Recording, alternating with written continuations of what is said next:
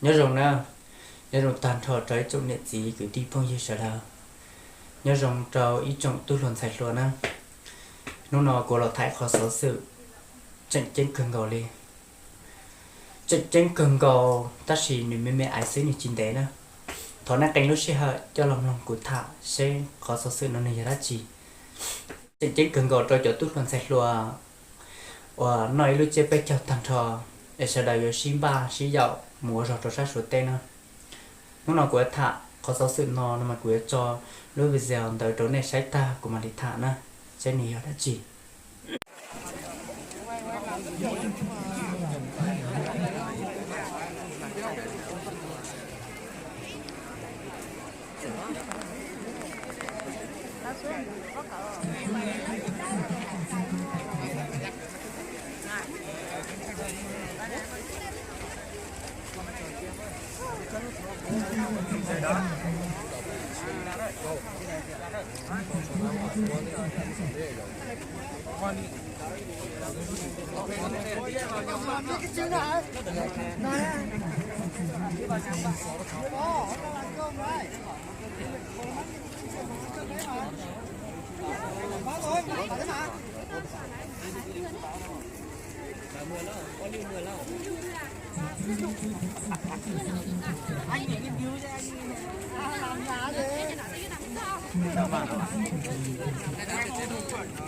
不要客了，赶紧过来拿东西。好嘞。中国这边的呢？一辆嘞。啊。花谁的脚嘛？啊，来。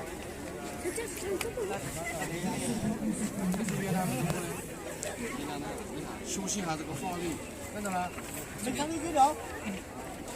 以后你来中国要办成，知道？啊？中国这边的呢？中国这边的呢？中国这个宣传给你一份看啊！不要啊！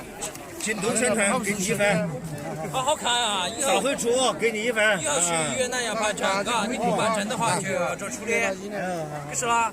要办成，啊，给你份。嗯，这是一份啊。啊，一份，走。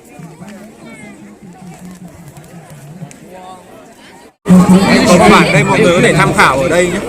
Tham khảo ở đây rồi gửi lại cho các em đấy.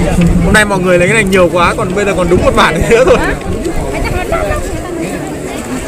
Đúng rồi, vừa nãy mình có được thấy cái này đâu. Xem những gì mà chúng ta được làm, chúng ta không được phép làm. Toàn là chứng tàu mà. Vâng. Thế này sao phải đây còn quyển này, nhưng mà quyển này mọi người lúc nãy mọi người vào nhiều quá. Vâng, mọi người đây nó xuống đây rồi này. hai qua này, hai bên dưới phải ghi cái này nhá. Đây là tiếng Việt đằng sau này. Của luật của bạn tiếng Việt đằng sau. 他后面选举人了，以后来中国不办成的话，就抓住来办。 Cái này gọi là cái gì? 必须要办成啊！现在我们是在给你们宣传，但是下次 BB là cái gì? Đấy là chương 4. Chương 4. Đấy là chữ La Mã. Hai qua lại hai bên biên giới phải nghiên cứu cái này nhá. Nhá. Cái là đằng sau bằng tiếng Việt. Dịch sang cái tờ to to này nó dịch sang tiếng Việt bằng tờ này. Tờ to to này. Cái cửa sổ này ở đâu? Biên bảo. Thanh thủy. Thanh thủy đấy. Vừa nãy mình vừa nãy không vào Thanh thủy rồi mà. Thanh thủy rồi còn.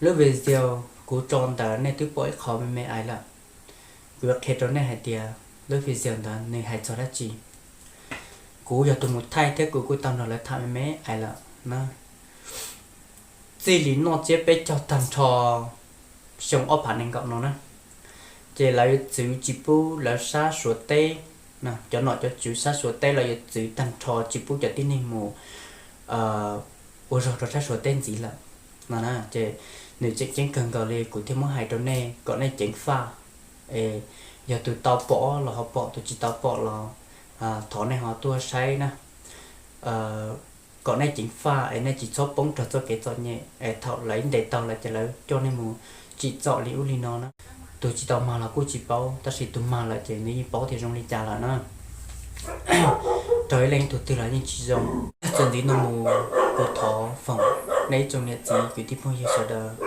mũ nó hậu của nó cửa hậu cho sát số tê thọ còn nên chỉ cho cái nó cá nhân rồng nên mũ rồng mũ rồng tiêu vị sẽ đợi luôn nên chặt chẽ nhỉ chỉ mua đại nhiệt gì ăn đó là sau đó thì tàu là cho cái phở xì mũ cho sát số tê cú nói những mũ đô lò lên ta chỉ thọ có sẽ đợi mũ chỉ cho cái nó cá nhân rồng cho cá lợn cho chế nó